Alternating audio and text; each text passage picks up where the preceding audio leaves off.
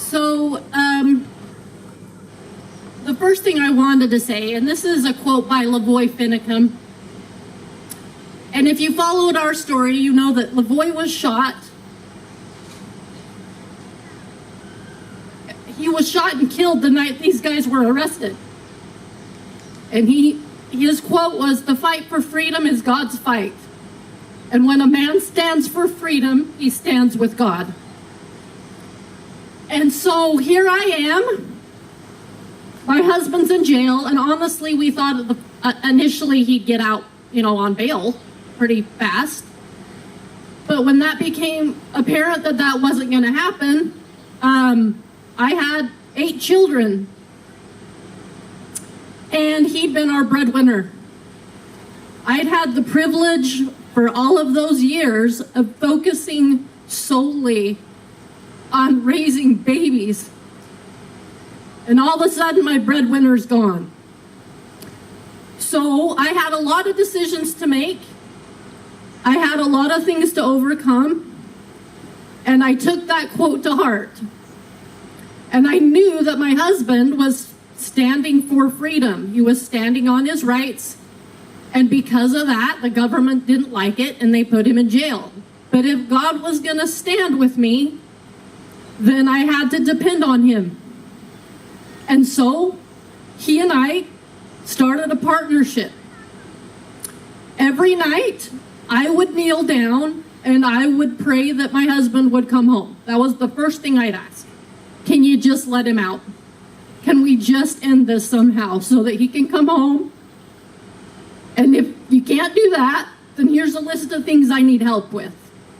And I would list all of the things that I needed. And of course, one of the first things I was thinking of is I probably need to go get a job, right? And I'll never forget, I'm a proud person. I don't want to ask for help. I don't like asking for help. I can't stand it. So I'm not stupid. I've been raising babies all these years, but I'm good at it and I know how to work hard. So I'll just go get a job. I had a friend call me and he's like, "What are you planning on doing?" And I said, "I'm going to go get work." And he goes, "How about you let people help you?" And I said, "Well, I'm very capable." And he goes, "So you're going to let your kids go without a mom and a dad because you're too proud to let people help you?" Yeah. And so that was a little bit of a humble moment. But I will tell you that somehow, throughout those 2 years, I put Ryan's equipment to work.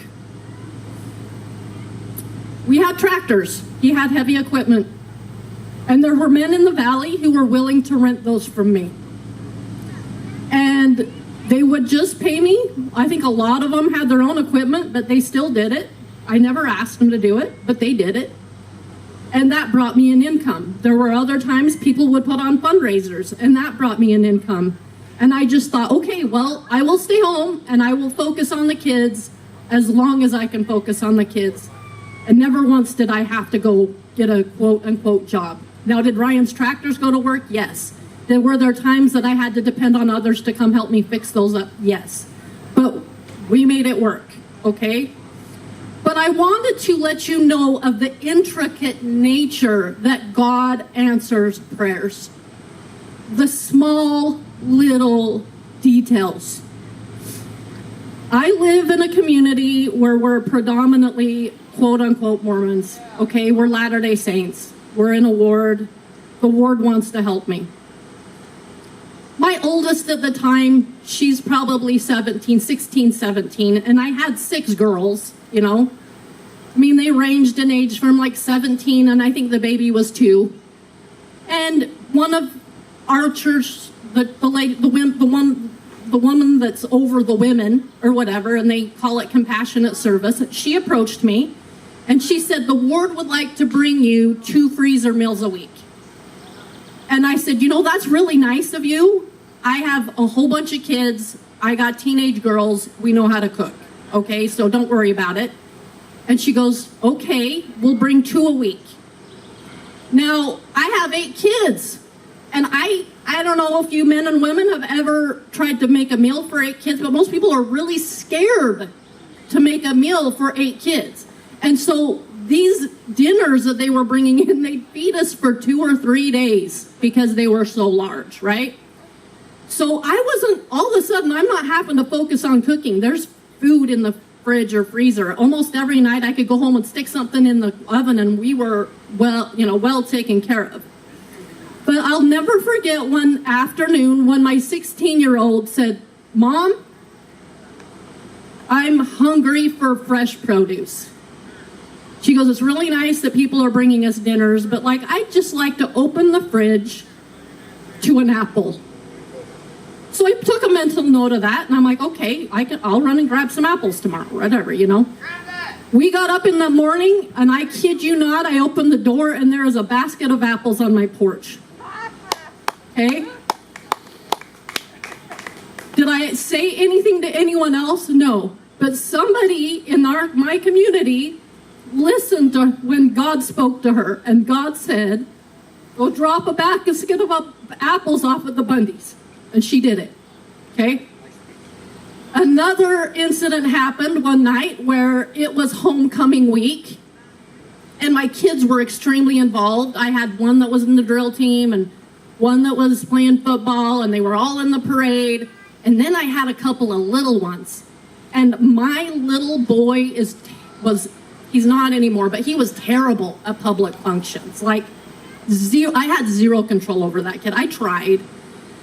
But we had sat on the bleachers and watched my daughter perform, and he was bouncing all over the bleachers. And my bishop, thank goodness for him, he went and grabbed him and sat with him. And I remember thinking, if I felt confident in my income and didn't have to watch every penny, tonight would be one of those nights where I would order pizza. I don't want to go home and have to feed kids. It was 8 o'clock. I'm tired. They're tired. And we pull into the driveway.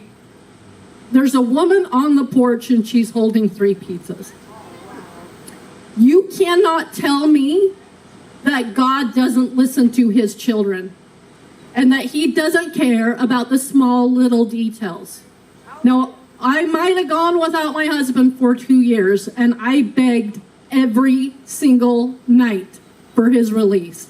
Every single one.